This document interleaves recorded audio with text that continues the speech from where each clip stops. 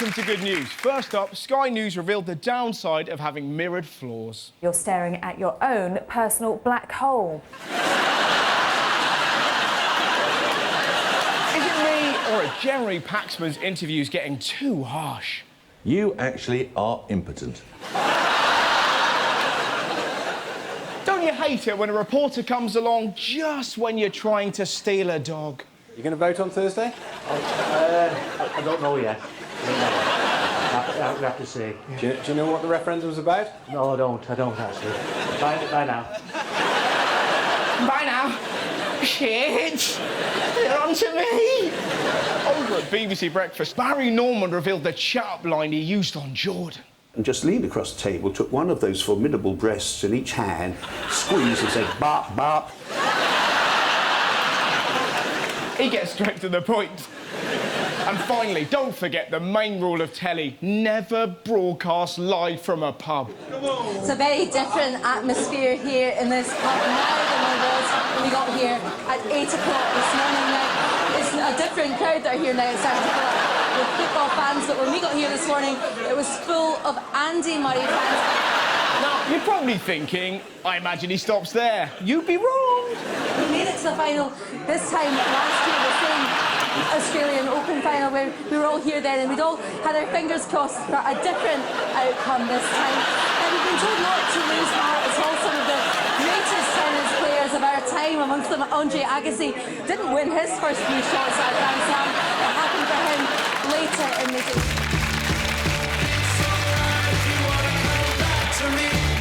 The big news of the weekend was obviously the TUC marches against government cuts. Anti-cuts protests have turned to violence this evening, with anarchists targeting banks and shops in London's West End. I feel so sorry for the TUC, a peaceful march hijacked by a few dickheads. The anarchists were throwing paint at the police. Why? Do they honestly believe George Osborne will change his policies if they make a policeman look like he's been jizzed on by a Smurf?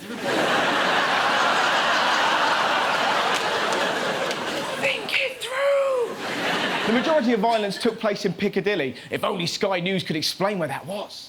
Obviously, those of you who play Monopoly will know that Piccadilly is really one of the premier locations in London. Thanks, Sky News. Trying to use his board games to explain everything. The rioters are pushing sticks through windows. It's just like a plunk. So, where did the rioters strike? The luxury department store, Fortnum & Mason, was another target. It was overrun by 200 members of the campaign group UK Uncut.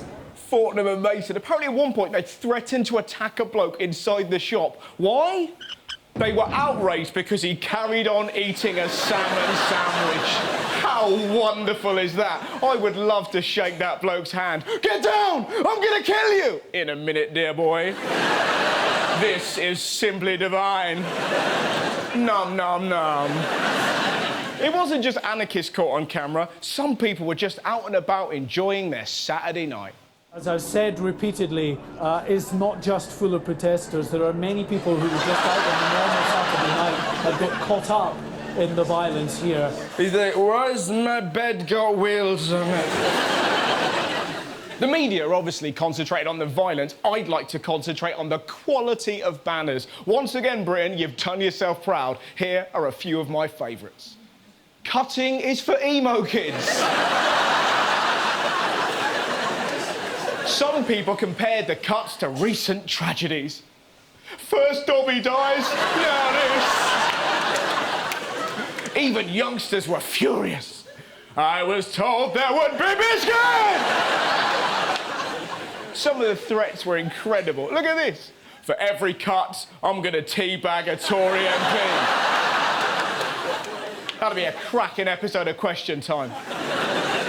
We're not the only people. Some people go, what's teabagging mean? You don't want to know. We're not the only people angry with the cuts. The Irish economy is also in tatters, and they've had enough. If anything, they're angrier than we are, as you can tell from this fantastic interview. Today we're talking to a real Irishman and someone in the money business about what's going on in Ireland with the Celtic Tiger and the banks are hurting so much, the downfall. What's the story here? Do you really want to know? I'd love to know. Well, I'll tell you, it's like what has happened all over the Western world for the last 20 or 30 years. greed, and more fucking greed. He's brilliant. Look who he blames. And of course, above all, wanking fucking bankers. Wanking bankers. You have these arseholes that for the last 20, 30 years are getting these massive bonuses. Wanking fucking bankers! The best thing, he's not just angry about financial matters. You know that Michael Flatley is really from Chicago, but that's another story. Fuck off!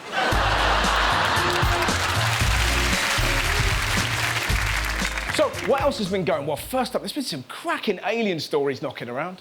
Military sightings of flying saucers and an alien abduction in London feature among thousands of documents released by the Ministry of Defence. Basically, the Ministry of Defence have released all the reports from nutters who claim they've met aliens. Many of them sketch what they see. This is a drawing of a spaceship making some of Britain's crop circles. Here's a spacecraft near Woolwich. This was spotted near Liverpool. This near the M4 in South Wales.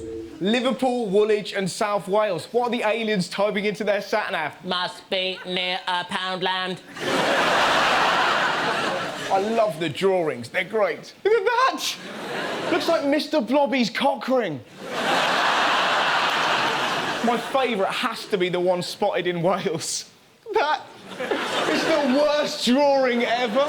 Imagine him explaining what that was, right? The ship, I suppose, looked like an egg, and above it, it was a bit like a sausage. Hang on a minute. That's not a UFO.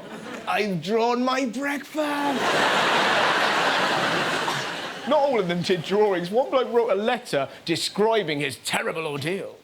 Then there was a possible alien abduction from a London garden in 1998.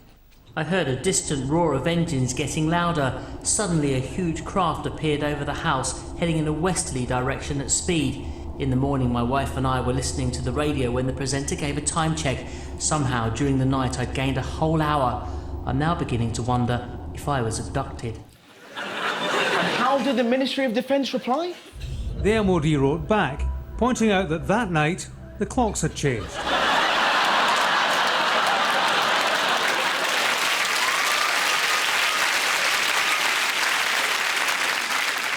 So beautiful, isn't it? I'd love to see the rest of the letter. I put my rubbish out the other day, woke up in the morning, gone. Aliens. Gets worse, right? I told my wife I'd been abducted. Next day, she'd gone. Aliens. Not just her, all her clothes, all my money, and my brother. The aliens took my wife and my brother. Ah, fuck, she's shagging me brother.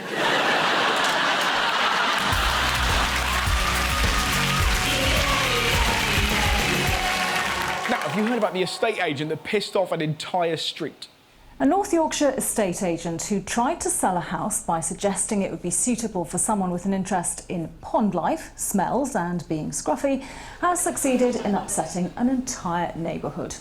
He compared the people to pond life. Have a look at his excuse. When I do gardening, I'm usually wearing scruffy clothes. Some gardens have ponds, which have life in them. Talking about gardening. When I said the place was full of pricks, I meant the rose bush. The locals were livid. Cue furious reaction from local residents. We were all gobfounded.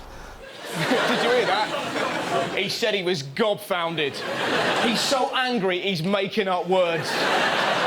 Next he'll be flabbersmacked.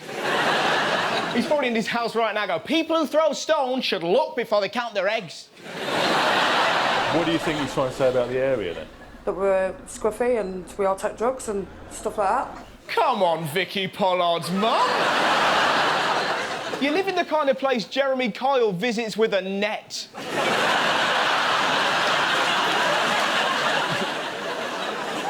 Talking of houses, here's a headline I never thought I'd see. The Hitler house, semi in Swansea, looks eerie like Nazi dictator. Apparently there's a house in Wales that looks like Hitler. Do you want to see it? Yeah. There it is.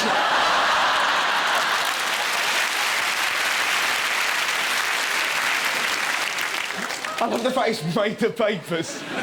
To be honest, I've seen loads of houses like that. I've seen one that looks like Wayne Rooney. Probably my favourite, a church So looks like Barry chuckled. Moving on, here is a lovely story about a kid who was rescued from danger. Now to a drama that thankfully had a happy outcome, because a 10-year-old boy has been talking about how he got stuck in quicksand on a Dorset beach. I took one step in the mud, then my shoe came off. I couldn't feel myself sinking, and then I just, This boy is brilliant. Now, most children would be traumatised, not him. Listen to what he gets angry about. They got those stretcher things and put them down on the mud, and 2 firemen came along. Then it was really hard to get out, and my shoe and sock came off. And my sock is still there.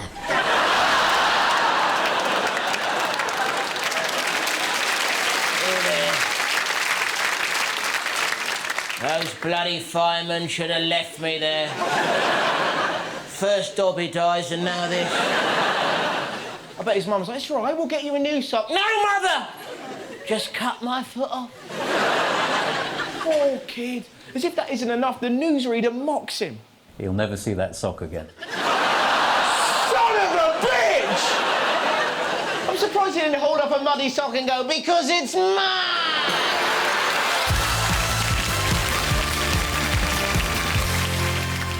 Some bizarre aviation stories this week. Have you seen what they've started doing on Russian planes? In-flight entertainment with a difference. No meals, no movies, but a live concert at 30,000 feet. Music on a plane? I'm not sure it's a good idea. Some Russians react quite strangely when they enjoy music.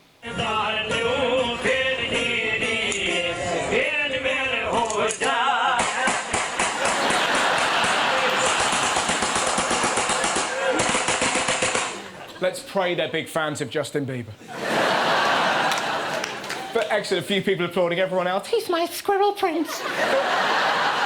For me, the best thing about the promotion is definitely this.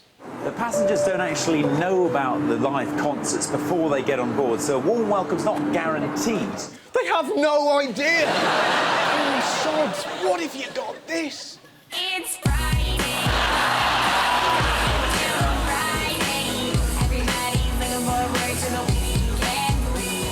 Crash the plane!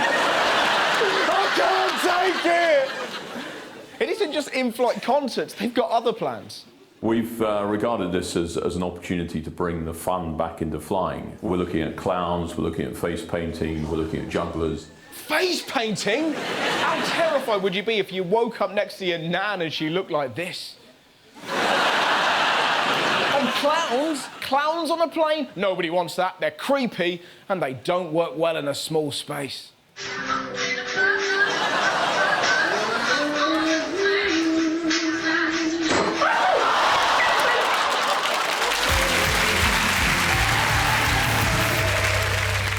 I'll tell you what, some fascinating animal stories in the news.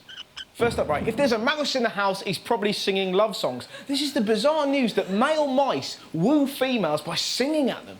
How does that work? Are they going up to lady mice and just sneaking cheese into love songs? Baby, baby, baby bells. Baby, baby, baby bells. Right? Not working, it's all right, darling, I've got others. Do you fancy some mozzarella? Ella, Ella, Ella. So, why do they sing? The love songs allow females to weigh up the most suitable father for their offspring. Christ! Imagine how much clunge this guy gets. Rasta Mouse and Scrappy and Zoom, also known as the Easy Crew. Baby's gonna be covered in my reggae sauce. So it must be terrible if you're a mouse and you can't sing. No ladies are interested, so you get a bit desperate. Just see Rasta Mouse go, "Batty boy." Did you hear about the bloke in Manchester who's got a really weird companion? Nice thing is it doesn't bite. Yes, they make an odd couple. They met on a building site when Nutty was just a week old. Without a mum, Tony nursed him and the pair have been inseparable since. The whole idea is trust both sides. You know, I like me trusting him and he trusts me. Don't, it's not normal. You haven't seen what he does with the squirrel. To now where Tony goes, Nutty follows. There's always time to watch TV. They even shower together. Nutty even goes to work with Tony. And at the end of the day, a quick pint. Sometimes you think you've seen it all, and then you watch a man take a shower with a squirrel. Tell us, a brave bloke who takes a shower with an animal that likes to chew nuts. Mind you, their showering days may soon be over. Tony doesn't think their friendship can last. As soon as he meets a mate, then he'll be off. But that's the end of you and Nutty. Yeah, but that's life. Fuck him. I can shower without that bastard. Oh, Nutty. If he lives in the wild, I fear depression may hit him hard.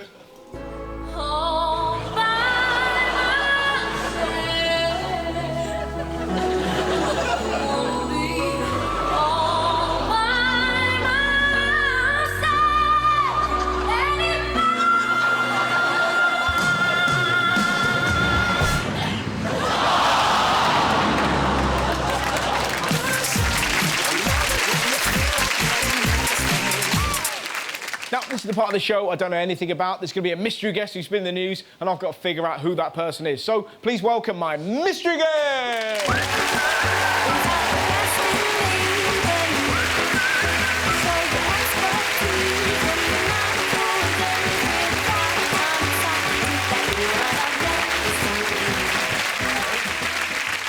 Hello, nice to meet you. I'm Russell. What's your name? Ina Mallet. Ida. Ina. Ina. Nice to meet you. Mallet. OK, Ina Mallet. Yes. Excellent. OK. Do you want to stand there? Sit No, there? you can. I'll sit here. You get stand comfy. there. I'll work around you. Yes. But don't touch that. I'm not allowed to touch that. No.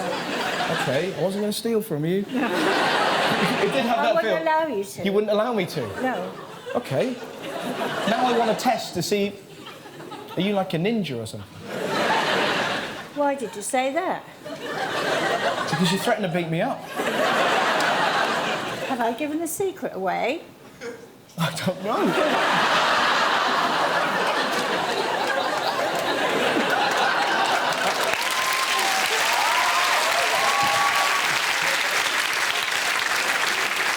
I'm looking in the back. You've got some polo mints there. Is it anything to do with mints? Yes. It has to do with mints. Yes, eventually. Eventually.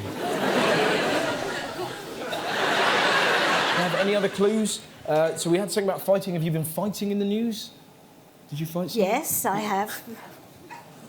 Sometimes. Sometimes I do. Sometimes you fight. OK. I'm quite nervous about the next question in case I ask the wrong one and you just knock me out. I can easily do that. OK.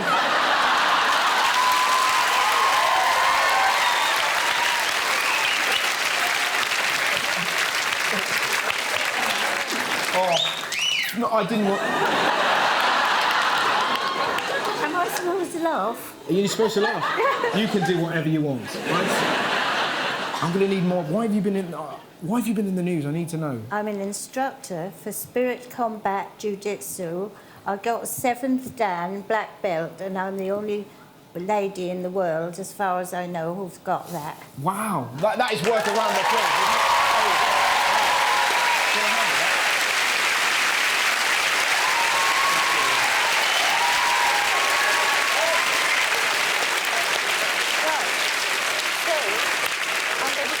Some of the things I teach now, well, I look forward to that. which is self-defence. Self-defence. Now, I won't throw you about like jiu-jitsu because you wouldn't know how to fall, would you? No.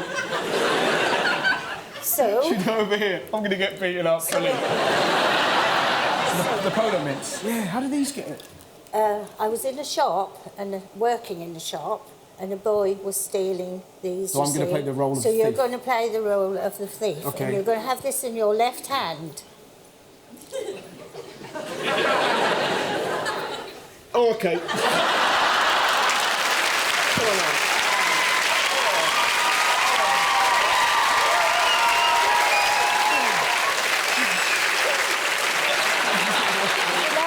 really hurt. It really hurt. Right. Anything else you want to do to me? Yes. You want to burn my pubes? Yes. Can I use like my personal minder? Yes, I could. That'd be great, wouldn't it? Right. Grab me. Look.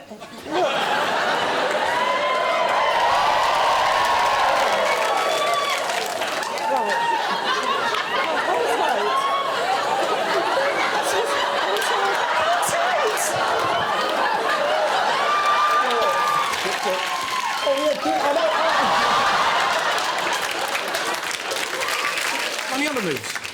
Yes. Let's do it. Right. Right, shall I steal something else? Let's Just- do your handbag, yeah. Yeah, steal the handbag. Okay.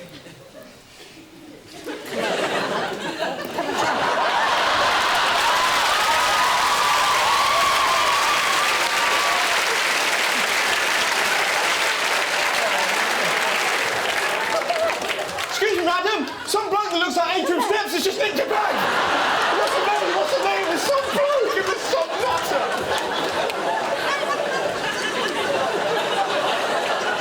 Hey, I got it back. That didn't work very well, did it? I got the bag. Yes. Right. Yep. Grab here then. Although we're not really meant to do this, but. So grab there. Yeah. Oh, wow. So strike. From behind it.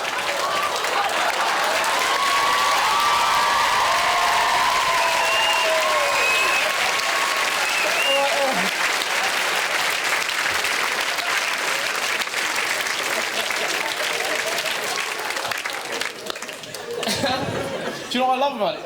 I love the fact you tell me what you're going to do, and yet you still do it. Strike! Well, I know what's happening.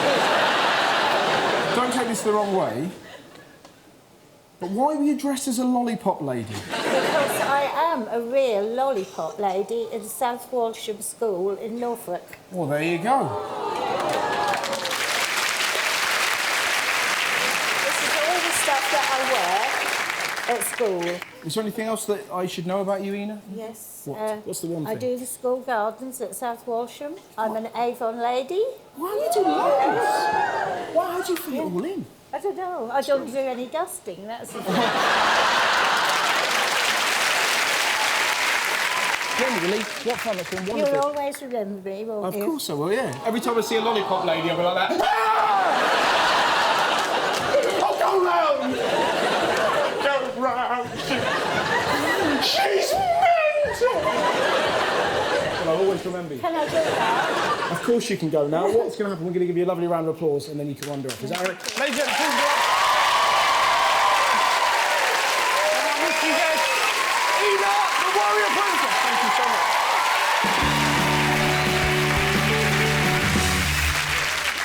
much. Nothing compares to this next story from Russia. It is unbelievable. A viral video circulating the web right now is horrifying parents and raising some serious questions about how to handle a baby. Yeah, it's kind of a mind blower. Most of the clips we're talking about on YouTube are called baby yoga or some variation of that. Now you're probably thinking, hey, how can baby yoga be shocking? Well, check out this footage. By the way, it is a real baby.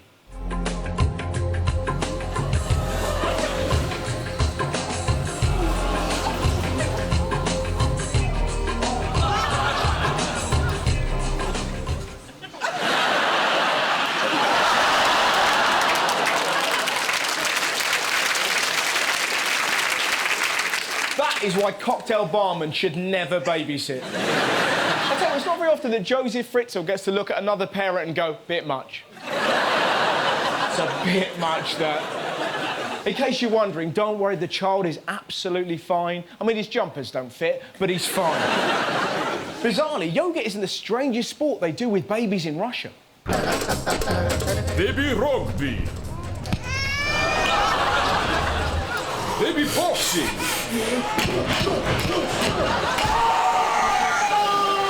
Baby clay pigeon shoot.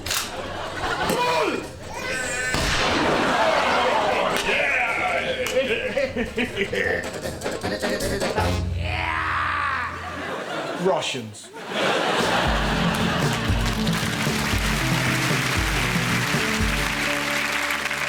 Now it's time for the good news story. Oh, this is brilliant. I'm ending the show with a report about a chef who gave up his career to feed and care for the homeless in Madurai, India. It's fantastic. Look at this. I finished my college here. I was working for Taj Group of Hotels, Bangalore. I saw a very old man. He was eating his own human waste for hunger. I thought, what is the purpose of my life? What am I going to do? In a star hotel, I feed all my guests, but where in my hometown, there are people who are living even without food. I quit my job and I started feeding all these people from 2002.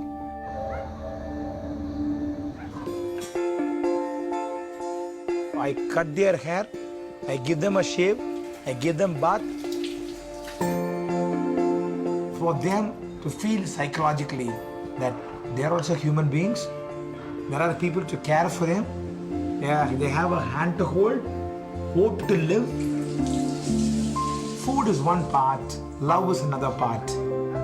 So the food will give them physical nutrition, the love and affection which you show will give them mental nutrition. There are thousands and thousands and lakhs of people suffering. What is the ultimate purpose of life is to give. Start giving. See the joy of giving. What a truly awesome man. Hope you enjoyed that.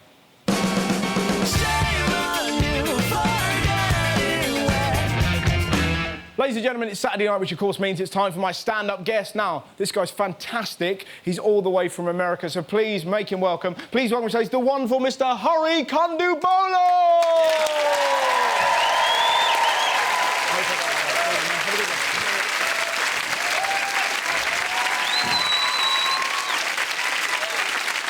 Hello. Hello, an absolute pleasure to be here. It's very strange to be an American in the UK, because in America, I'm not always an American. When people come up to me, they usually say, "Hey man, where are you from?"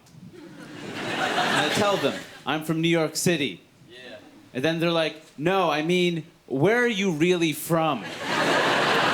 Which of course is code for, "No, I mean, why aren't you white?" Which is offensive, right? I'm being judged based on the color of my skin and not by my most important qualities, which of course are the softness and smoothness of my skin. Traits I have carefully cultivated with the extensive use of cocoa butter. Yes, friends, Hari Kondabolu uses cocoa butter. I use cocoa butter because it makes me smell like chocolate. And I love chocolate. For political reasons. No, because you see, in America, an American is assumed to be white unless otherwise specified. And that's why I like chocolate. Because when you first think of chocolate, you think of something brown. And if you think of white chocolate first, well, then you're a fucking racist. Honestly, who thinks of white chocolate in that situation? And that brings up the bigger issue. Why did we need white chocolate to begin with? What was wrong with chocolate exactly? It's chocolate. It's great. Why would you need to make white chocolate? Do you love the taste of chocolate, but can't stand looking at it? Well, then try some white chocolate. It's from the people that brought you white Jesus. So I was telling that joke recently in the States, and this man came up to me after the show, and he was really frustrated. He said, "I don't really like that white Jesus joke." And I knew we had an issue, because I've always considered that my white chocolate joke. So, different perspectives. And I asked him, "Okay, what issue did you have with my joke?" And he's like, "Well, I don't agree with you. I think Jesus was white." Well, that's fine. You can believe whatever you want to believe. Look, I don't believe in gravity, but you don't see me flying. You can believe whatever you want to believe, but the facts are the facts. Both Jesus' parents were from the Middle East. For all intents and purposes, they were brown. And two brown people cannot create a fucking Swedish tennis player. He cannot look like that. He looks like Bjorn Borg for no reason. It's impossible. And then he said, "Look, I'm not an idiot," which was debatable at that point in the conversation. Look, I'm not an idiot. I understand what you're saying. But here's the thing. His mom, Mary, right? She was from the Middle East. She could be brown. But his father, as we all know, God, was white. Now, I really should have walked out of the room at that point, but I didn't, because I wanted to know how this future joke was going to end. I'm like, what you're saying is crazy. You do realize this, right? Mixing brown with white does not create white. Any child or racist could tell you that. That's not the way it works. I was in India recently with a friend. We went to this museum in Hyderabad, and we saw this exhibit about ivory. And on one of the shelves, I saw elephants carved out of ivory.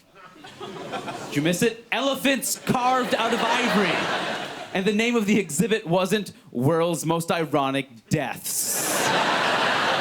I was stunned. My friend turned to me and he's like, this is crazy. Elephants carved out of ivory. That's like if I cut down a tree and carved a bunch of little trees out of it. And I said, no, man. It's more like if I killed you and pulled out your teeth and carved little versions of you out of them. And he said, well, you don't need to kill me to pull out my teeth. And I said, yeah, I know. And he didn't find that funny. And fair enough. I threatened to break the first rule of friendship, which is do not kill your friends. Arguably, this is the most important rule of friendship. Do not kill your friends, even if they have resale value. So after a show recently, it was late, and I was hungry. So I went to the supermarket, I bought myself a sandwich. I walked outside, I'm about to devour this sandwich in front of the supermarket when I saw this homeless man out of the corner of my eye, and I started feeling guilty. So I went up to him and I said, excuse me, sir, can I buy you something to eat? And he honestly said, no, buy me a vitamin water. Wow.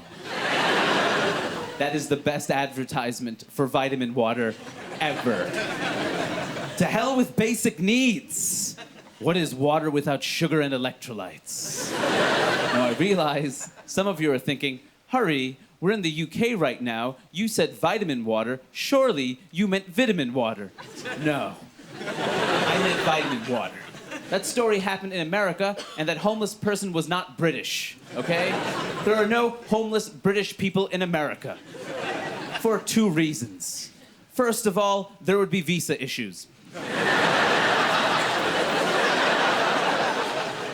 Secondly, as a result of the colonial legacy, there is an inferiority complex Americans have about the British, and therefore, your accents are highly employable. That man would have a job. One thing I've noticed of late is that Nazis and white supremacists, they like to take films like This Is England and American History X, and they take clips of those films and put them online out of context of the rest of the films. They take clips with hate violence against minorities and crazy violent speeches and things like that. They put them up without the context of the rest of the film, and underneath you have comments from Nazis and white supremacists and white nationalists saying things like, yes, white power, white revolution, these films speak to our needs. No, they don't. The films do the exact opposite of what you want them to do. They're about how terrible racism is. You can't take clips from these films out of context and put them up and pretend they mean what you want them to mean. That's like if I like the movie Jurassic Park and put up a bunch of clips of dinosaurs being awesome, and underneath there were a bunch of comments that said, dinosaurs are awesome. They should totally be brought back. No! That is not the enduring lesson of Jurassic Park. The lesson of Jurassic Park was, do not bring dinosaurs back. They'll kill people. That is the only lesson of Jurassic Park. Actually, it's more like if I was a dinosaur and I put up a bunch of clips of dinosaurs killing people, and underneath a bunch of dinosaurs commented, yes, dinosaurs are awesome. Fuck people. What I think I'm trying to say is that racists, like dinosaurs, should be extinct. And if they're brought back, they should only be brought back once, because Jurassic Parks 2 and 3 sucked.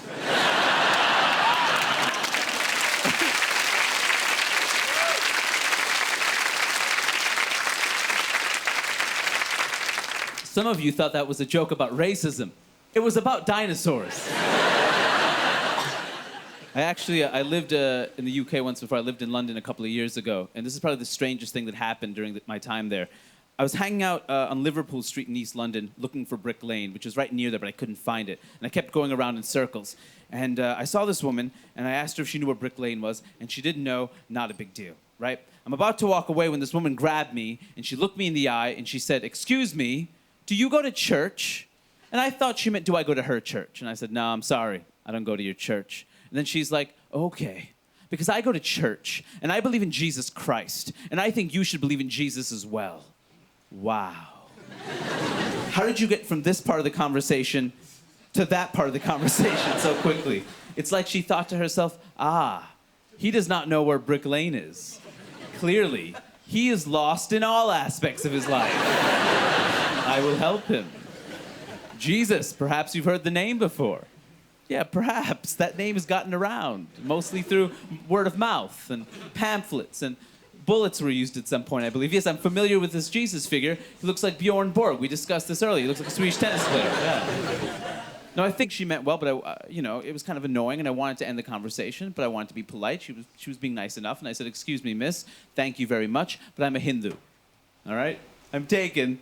All right? I have a box to check." And it didn't matter. And I know it didn't matter because she said, "It doesn't matter. It doesn't matter what you are or who you are. Jesus loves you. Jesus loves me. Jesus gives me strength. Jesus gives me direction." "Oh, okay. Well, then can you ask Jesus where Brick Lane is? Because I can..."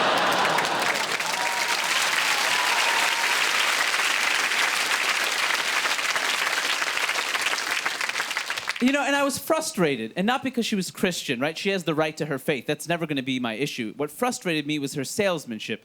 Piss poor salesmanship. She had one option.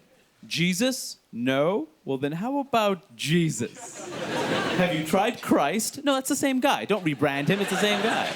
Now, Hindus aren't supposed to convert people, but if we were, at least we'd have some options. At least we'd know how to sell God.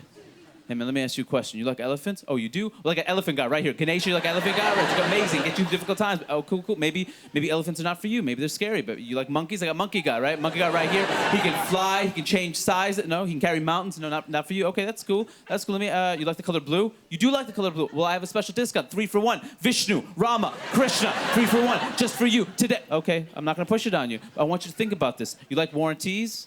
You like lifetime warranties. Reincarnation, infinite lifetimes warranty. No? Well, then how about some weed? You want some weed? Weed wins again, as she always does.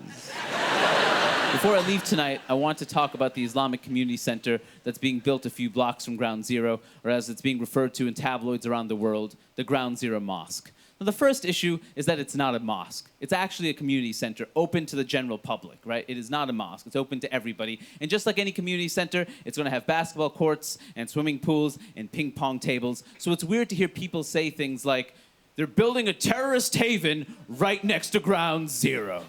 A terrorist haven? What kind of terrorists play ping pong? What are you imagining happening at this community center? Yes, Sears Tower, good idea. Yes, Empire State Building. Should have thought of that sooner, yes. Yeah, wait. One more game, yes. What do you want to play to? We'll play to sudden death, haha. I mean, what do you think? It's a community center. What do you think is happening? So I went to this party recently. People have been drinking, and when people get drunk, they become a bit more honest, and sometimes honesty sounds racist, sexist, homophobic, etc., right?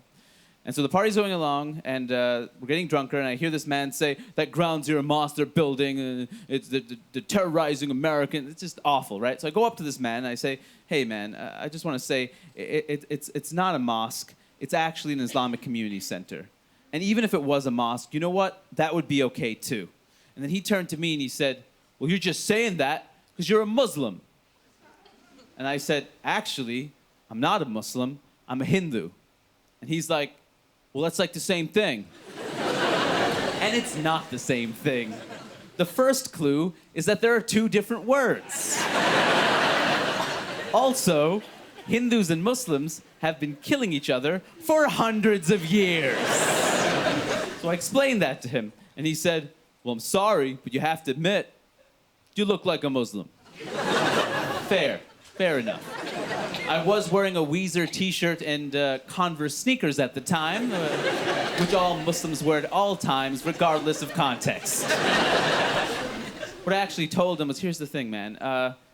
Islam is perhaps the most racially diverse religion in the world. So technically, white man, you also look like a Muslim. I thought that was really clever. He did not. Because he said, I'm a Christian, idiot. And I said, yes, you are a Christian idiot.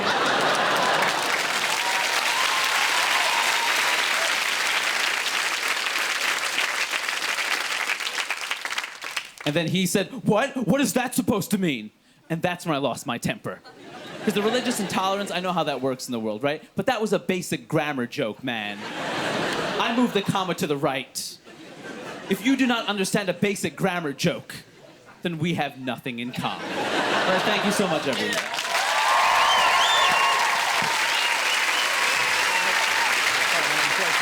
Ladies and gentlemen, please give up for Harry Kennedy. There you go. Excellent. That is the end of this week's Good News. I hope you have a fantastic Saturday night. Farewell.